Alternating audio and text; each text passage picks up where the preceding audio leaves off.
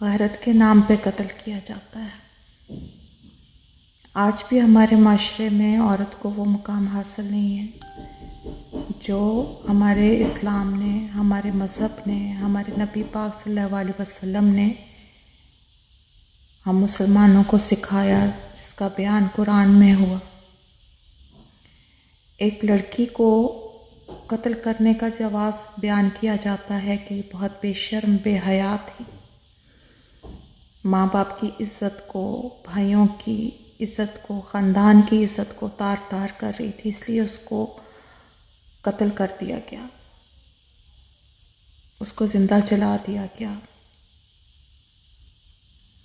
لیکن ایک 6 دن کی بچی جس نے ابھی تک آنکھیں بھی نہیں کھولی تھیں،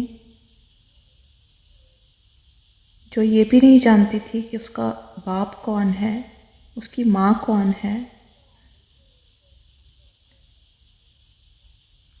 اس کو کس جرم کی سزا دی گئی؟ اس کا گناہ صرف یہ تھا کہ وہ ایک لڑکی تھی، اور لڑکی ہمارے معاشرے میں ایک استعمال کی چیز ہے جو صرف شادی کر کے بچہ پیدا کرنے کے لیے ہوتی ہے، اور وہ بھی اگر لڑکا پیدا کرے تو اس کو عزت دی جاتی ہے، ورنہ ماں اور بیٹی دونوں کو ہی قتل کر دیا جاتا ہے۔ جبکہ سائنس نے اس بات کو پروف کیا ہے کہ قدرتی طور پہ بیٹا یا بیٹی پیدا کرنا صرف مرد کے ہاتھ میں ہے، اور اس چیز کی گواہی ہمارے قرآن نے بھی دی ہے۔ لیکن یہاں پر آ کر ہم سب لوگوں کی سوچ مجھے نہیں پتا کیوں ختم ہو جاتی ہے۔